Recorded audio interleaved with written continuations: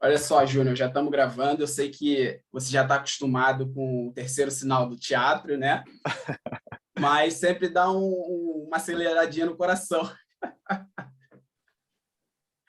E é isso, vamos lá, vamos começar. Fala, galera, tudo bem? Chegamos ao 7º episódio do Quebrando Paradigmas. E hoje eu tenho um convidado muito especial. Sabe por quê? Ele saiu do interior do Rio Grande do Norte e veio para o Rio com o sonho de ser artista. Melhor, ator, um contador de histórias e roteirista.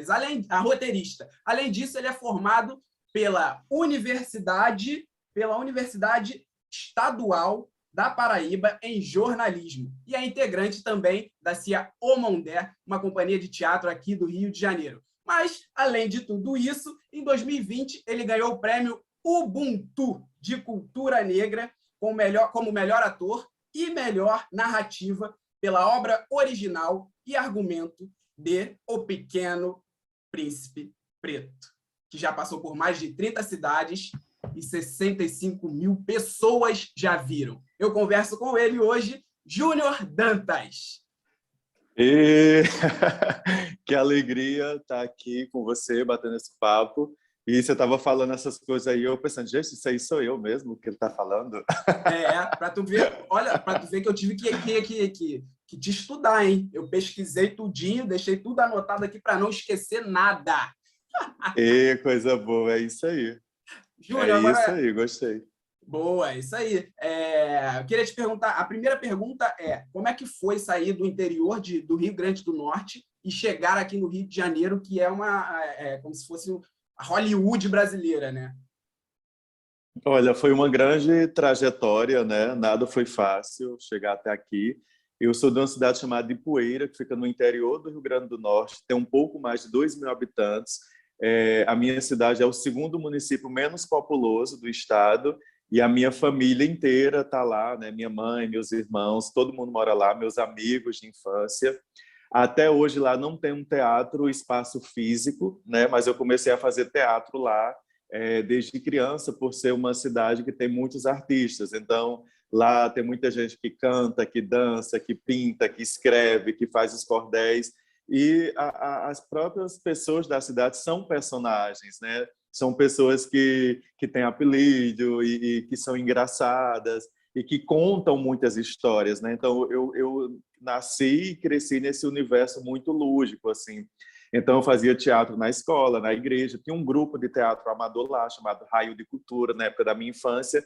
Então, numa cidade, você não tem muita coisa para fazer, ter um grupo de teatro já é muito, né? Uhum. Então, a gente fazia essas apresentações lá e isso realmente, assim, cresceu dentro de mim. E de Ipueira eu fui morar em Campina Grande, na Paraíba, onde eu fui estudar jornalismo, e lá em Campina, nessa cidade do maior São João do mundo, lá eu entrei num teatro pela primeira vez e realmente eu resolvi que era isso que eu queria fazer. Em Campina Grande eu fiz parte de 2 companhias de teatro. Eu sou um ator que gosta de fazer parte de companhias. Uhum. E aí, quando eu acabei jornalismo, eu fui morar em Angra dos Reis, morei 5 anos em Angra, e lá eu fundei uma companhia, também fiz parte de uma companhia de lá de Angra, chamada Grupo Tucurim. E a partir de Angra rolou a FITA, que é a Festa Internacional de Teatro de Angra, e a FITA convidou Inês Viana para dirigir uma peça, era uma peça do Ariano Suassuna, e em contrapartida tem que ter 3 atores angrenses. Eu fiz o teste como ator angrense, e assim, todos os lugares que eu passo eu me sinto do lugar, né? Seja no Rio Grande do Norte, na Paraíba, aqui no Rio. E aí foi quando rolou a oportunidade de fazer parte da Companhia O Mondé. Então, eu sou desde o início da Companhia O Mondé também, desde o primeiro espetáculo.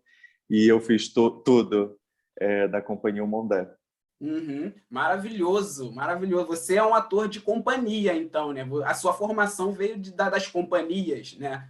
E dentro das companhias a gente tem um trabalho que todo mundo faz um pouquinho de cada coisa, né? Porque o teatro ele é o social. Você aprendeu também a ser figurinista, a ser cenógrafo, iluminador. E como é que foi essa experiência? Então, a experiência é muito boa, primeiro porque eu adoro conviver com pessoas, né? E essa coisa de contar a história está tanto em mim que eu também optei fazer comunicação social, né? Eu trabalhei 5 anos com jornal impresso, Atualmente escrevo meus espetáculos também, mas, por exemplo, a Companhia Mondé é legal porque são pessoas que são de vários lugares. Assim, além de você aprender a fazer várias coisas, é você conviver com outras pessoas que têm outras formações de teatro. Gente que vem do Sul, gente que vem do Centro-Oeste, gente que já morava por aqui. Então, assim, tem todo esse intercâmbio, né? Então, são sempre aprendizados e eu estou sempre buscando isso, porque o teatro não se faz sozinho, né? Por mais que eu Exato. esteja ali fazendo monólogo, tem toda a equipe, tem toda pessoas que às vezes nem estão ali no teatro, mas que trabalharam para que esse espetáculo acontecesse. E o teatro também é um encontro, né? O encontro do artista com o público e com outras pessoas, né? Outros profissionais que estão envolvidos também. Então, assim, para mim é sempre gratificante. Eu espero continuar sempre trabalhando em companhias, né? Apesar de ter meus projetos independentes, mas a companhia é muito bom para o artista. Com certeza. A companhia do teatro, né, do teatro, companhia teatral, assim, tem um fator importante assim na história do teatro brasileiro, né? Porque o teatro brasileiro ele veio de companhias, né? Desde a época dos comediantes, com Procópio Ferreira, Leopoldo Frois, Jaime Costa, que eles tinham a própria companhia deles, que eles eram o ator estrela, né? Que, digamos, diziam na época. Depois veio Dulcina, né? E aí Dulcina revolucionou. Depois também veio o TBC, aí que surgiu a Arena, o próprio Teatro Experimental do Negro, que também era uma companhia com teor também educacional, né? Porque tinha aulas de alfabetização para operários, para empregadas domésticas e etc. Então a companhia no teatro brasileiro tem uma função muito importante de quebra de paradigmas, né? Porque vai se surgindo uma companhia, uma estética nova, uma encenação nova, diretores, pessoas, caras, atores e atrizes e até figurinistas, cenógrafos brilhantes que vão para o mundo, né? E isso é importante para a nossa história, que surjam mais companhias, porque hoje a gente não vê muita companhia de fato, né?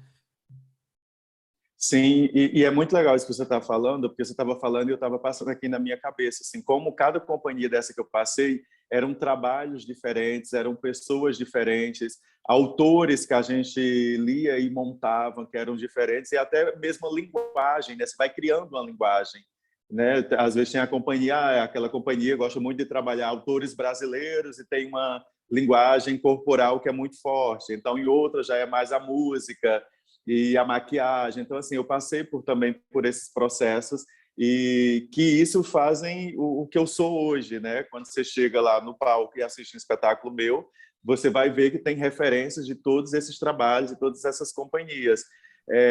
E o que eu percebo também é que a gente está passando por um momento que é bem difícil, sim, se manter companhias, né? A gente está vendo muitos solos, muitos monólogos, porque, de certa forma, é um pouco mais fácil, apesar de não ser. E assim, o teatro voltou, né? Está voltando e a gente também quer que o público volte, porque sem público, né? Assim, tipo, esse encontro, a gente precisa contar essa história para as pessoas, né? Então, eu acho que antes da pandemia mesmo eu já via esse movimento, assim, que estava rolando muitos monólogos, mas assim, não, apesar de ter esses projetos, não larguei a companhia e a gente está sempre aí se encontrando, estamos cheios de projetos também. Durante a pandemia rolou muito essa coisa online, né? Uhum. Fizemos espetáculos, leituras, e para que a gente estivesse sempre vivo, né? E não perdesse esse contato. Com o público, né? A internet, por um lado, é um lugar bom, que dá acessibilidade ao espetáculo do Rio de Janeiro, a pessoa lá do seu estado, né? Lá do norte também, poder assistir, mas a gente perde o calor humano, né? Que é o principal do teatro, aquela resposta sinestésica, aquela resposta na hora. Fez uma piada, ri na hora. No espetáculo que eu já assisti seu, as pessoas interagem mesmo, né? Isso ajuda também o ator a contar aquela história, né? Sim, tudo tem, eu acho que tem os pós e os contras, né? Por exemplo, o Pequeno Herói Preto, a minha família assistiu porque foi online, né? Tipo, eu nunca fui para lá apresentar e também eles não vieram para cá. E chegar em lugares que não tem teatro e espaço físico, como a minha cidade, isso é muito legal, assim, de chegar nas escolas, de chegar nos lugares mais longes, assim, que que seria talvez quase inacessível chegar, porque a gente sabe também que não é barato, né? E tem toda uma logística de produção para se chegar num lugar, mas também foi esse momento de entender que linguagem é essa, né? Que não era TV, não era cinema, mas era um teatro que você estava assistindo de um celular ou de um computador ou na TV, e que eu acho que vai ficar alguma coisa. Inclusive, as nossas divulgações são por aqui, né? Esse boca a boca agora é na internet, e como é importante também que as pessoas compartilhem e comentem, Com porque é isso que certeza. faz também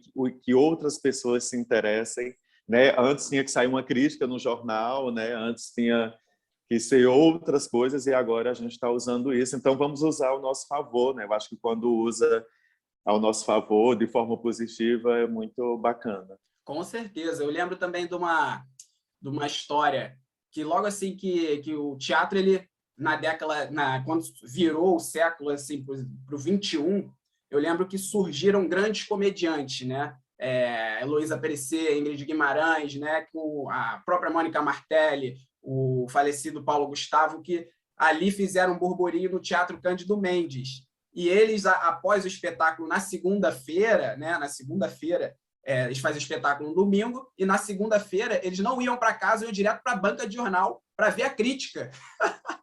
E eu achei aquilo interessantíssimo, porque a crítica era o divisor de águas do espetáculo. Se a crítica estivesse falando bem daquele espetáculo, o espetáculo ia para frente. Se a crítica tivesse arrasado com o espetáculo, tira de cartaz. Vamos embora fazer outra coisa que não está dando. E você falando do jornal, né, me veio essa memória na cabeça. E você também fez jornalismo, né? Isso também foi um fator para você.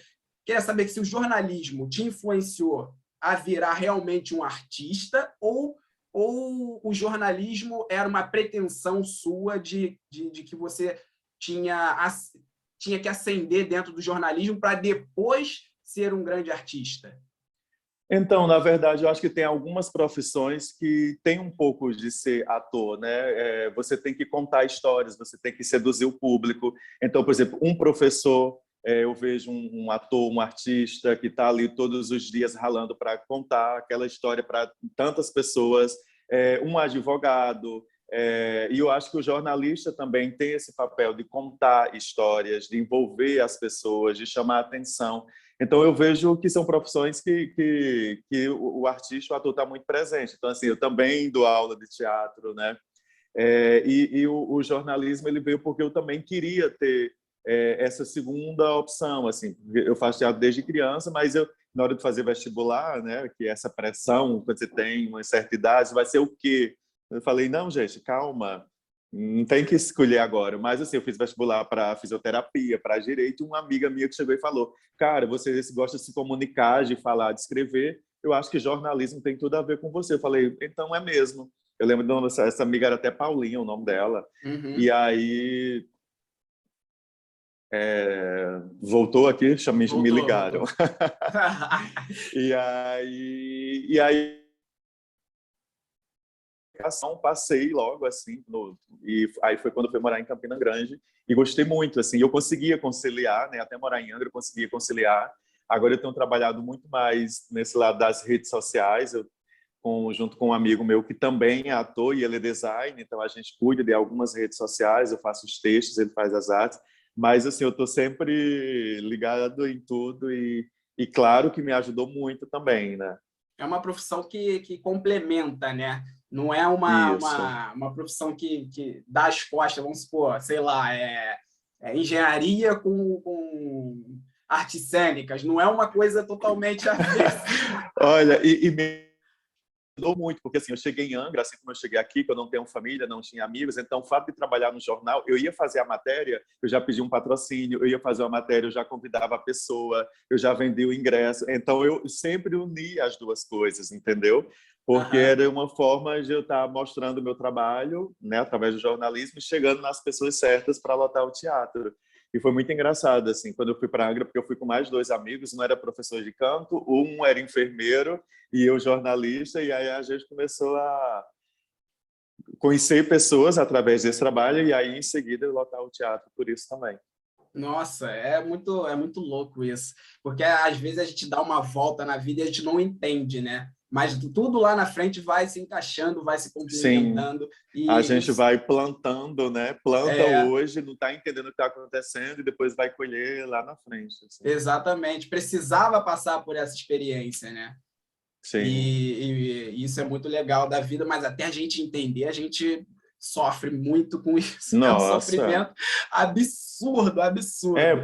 porque a gente acha que as coisas são no nosso tempo, e não é no nosso tempo, né? Então a gente tem que aprender a esperar, tem que ter sabedoria, tem que ter paciência. Todas essas palavras que os mais velhos falam para a gente, que às vezes entra aqui e sai aqui, depois você vai entendendo que as coisas não são no nosso tempo, né?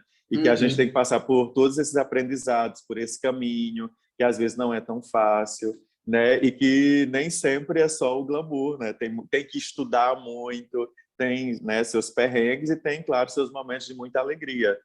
Com certeza, com certeza. Mas, Júnior, eu gostaria muito de saber também de você qual foi a melhor história que você contou como ator. Olha, escolher uma é difícil, assim, até porque atualmente eu trabalho com públicos diferentes, né? Mas as melhores histórias que eu acho que eu conto é quando vem a minha história junto, né? Que a gente chama de autoficção. Então, no Uhum. Pequeno Príncipe Preto, no Pequeno Herói Preto, essas histórias surgiram de coisas que eu vivi, né? O Pequeno Príncipe Preto surge porque quando eu era criança na minha cidade a professora levou o livro do Pequeno Príncipe e disse que a gente ia montar a peça e eu pulei na frente da turma dizendo que eu queria fazer o Pequeno Príncipe e ela falou que eu não poderia fazer porque eu não tinha olho claro nem cabelo loiro, né? Então o Pequeno Príncipe Preto surge por isso. No Pequeno Herói Preto que você assistiu, todas aquelas referências da mãe que é a SG, a minha mãe era SG, que minha avó fazia comidas. Então, tudo isso vem a partir da minha história. E é muito bom quando você começa a dividir, compartilhar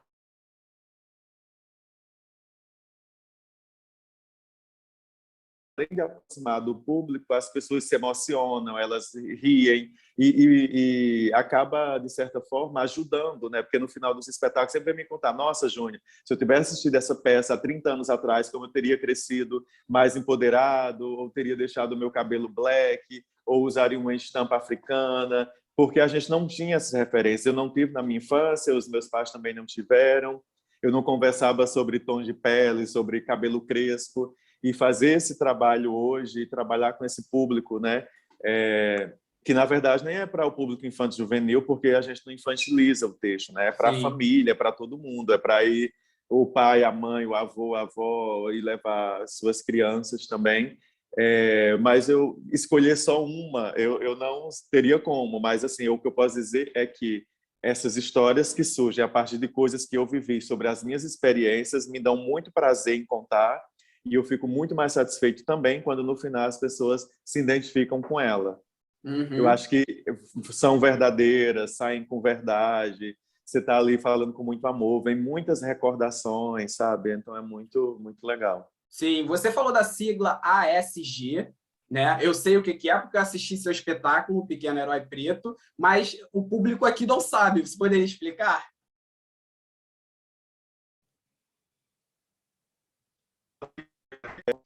Para mim aqui, voltou? Eu estava travado, não? Não, tava não, tava não. Não Ah, tava não. tá. Tá, porque você deu uma Mas você travadinha, achei conseguiu que eu pegar a estava travado. pergunta? Sim, você perguntou sobre o ASG. Isso. Então, quando eu era criança, a minha mãe trabalhava na escola que eu estudava e ela era a ASG, né, que é Auxiliar de Serviços Gerais, que é aquela pessoa responsável por fazer a limpeza da escola, da sala, fazer aquele lanche, o café. E aí eu lembro que ela recebia, né, no pagamento estava lá ASG e ela dizia com o maior prazer: "Ah, eu sou a ASG". Aí estava lá, auxiliar de serviços gerais. Então, isso eu trouxe para o espetáculo, porque foi uma sigla que me marcou muito também. Assim, eu lembro ela falando, e como eu aprendi também e trouxe para. E levo, né? E eu Uhum. sempre tento olhar para as pessoas, né? Os ASGs de uma forma bem diferente, com um carinho todo especial. Exatamente. Você passou por mais de 30 cidades, né? Com Pequeno Príncipe Preto. E como é que foi a repercussão em cada cidade? Foi diferente? As pessoas se emocionavam, riam ao mesmo tempo? Como é que era? Olha, o Pequeno Príncipe Preto, para mim, já chegou bem diferente. Primeiro, que era o meu primeiro solo, né? Meu primeiro monólogo, que eu comecei a convidar os amigos, porque eu não tinha patrocínio, eu tentava, não conseguia, e aí eu fui montando com a ajuda dos amigos. Estreamos em 2018, era Copa do Mundo, horário do Jogo do Brasil, estreamos na Avenida Rio Branco, né? Uhum. No Teatro Glauci Rocha. E eu com muito medo, e eu lembro que o cara do teatro falou: Júnior, Neymar já está com o salário dele, é isso mesmo, você vai ter que esperar passar a Copa do Mundo para você poder trabalhar. E isso me deu força, e a gente ia ficar um mês lá no Glauci Rocha, nós ficamos 3 meses, assim, foi a vez que eu fiquei mais tempo numa temporada, sem interrupção, fazendo sessão extra, e aí eu só parei porque começou a rolar convite para ir para outros lugares. Então, o Pequeno Príncipe Preto, eu fui desde escolas públicas, alonas, culturais, até chegar no Teatro Municipal de São Paulo, né? O Teatro Municipal de São Paulo, assim como o do Rio de Janeiro, só tem ópera e balé. Então, Aham. ter uma peça de teatro já é algo histórico. E essa apresentação foi no dia 20 de novembro. Eu pensei, gente, não vai ter ninguém me conhece. Quando eu desci do táxi, assim, no teatro, já dava voltas no quarteirão, e foi uma apresentação muito emocionante, assim, que eu falei cada palavra do texto, assim, aproveitando aquele momento, porque eu pensava, gente, eu não sei se eu vou pisar no palco desse teatro de novo. Mas também fui para lugares que eu nunca tinha ido na vida, sei lá, chegar em Goiânia e ter que fazer sessão extra, chegar em Uhum. Porto Velho, lá na região norte, e fazer sessão extra. E na sua Mas, cidade, assim, você chegou a fazer também? então, eu nunca fui para minha cidade, nunca consegui ir para lá. Para o Nordeste, eu fui para Campina Grande, na Paraíba, foi quando a minha família foi assistir. Uhum. E aí depois eu fui para Recife também, fiz 2 apresentações em Recife, mas eu sonho muito em chegar até lá, né? Eu sempre converso com os meus amigos de lá, eu teria que ir para uma capital, sei lá, João Pessoa, Natal, para chegar em algum lugar e depois a gente descer para o sertão, né? Até porque chegando lá também tem que montar toda uma estrutura, né, de palco, cadeiras e iluminação, porque eu, para fazer na minha cidade, eu quero fazer realmente como o espetáculo é, né? Sim. E fazer um grande evento na cidade, feriado na cidade, para a população inteira ir assistir. Então, assim, foi uma experiência muito bacana. Assim, eu acho que o Pequeno Príncipe é um personagem que é conhecido no mundo inteiro, né? É o segundo livro mais vendido do mundo, só perto da Bíblia Sagrada. Então, onde eu chegava, as pessoas queriam ver aquela história, principalmente porque elas estavam se sentindo representadas, né? Sim. Era um espetáculo de muita representatividade que a gente trouxe para a Perfeito. cultura africana, para a cultura brasileira, e quebrando esses padrões, esses Quebrando paradigmas, estereótipos né? e paradigmas, né? As pessoas falavam: nossa, isso é um espetáculo muito político, assim, porque a gente aprende também desde criança que os príncipes e as princesas são loiros, né, dos olhos claros, que vão chegar num cavalo branco.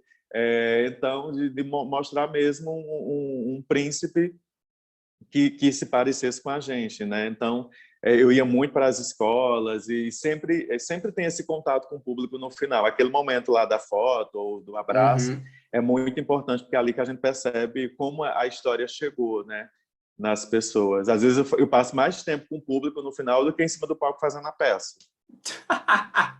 Eu te assisti recentemente no Pequeno Herói Preto, né? E o público fica, como é que eu posso dizer, quente para poder realmente chegar perto de você, né? Então você, mesmo com o figurino, você recebe todo o público, todo o carinho e também disponibiliza todo o carinho também para o seu público, né? Tirando a foto, né? Falando palavras bonitas para crianças e para os mais adultos também, né? Então, muito lindo, muito lindo, muito lindo mesmo. Eu acho que a minha preocupação é sempre assim: eu sou um ator, sou um artista, mas que o espetáculo não acabe quando a cortina se fechar. Eu acho que tem que dialogar, tem que criar questões, sei lá, em casa, como agora o Pequeno Herói Preto. No caminho de casa, a criança pergunta: mãe, quem foi Nelson Mandela? Quem foi Dandara? Quem foi Zumbi? Para que isso crie um bate-papo dentro de casa, como eu não tive. Que a criança veja um super-herói Claro que agora a gente tem Pantera Negra, claro que a gente tem um Super Choque, mas ainda é muito pouco comparando com a nossa população, sabe? A gente não tem um super-herói preto brasileiro, né? Então, quando Uhum. eu criei o Super Nagô, eu também criei em tudo isso, porque eu não tinha isso nos livros que eu lia na minha infância, na TV, ou também, sei lá, agora.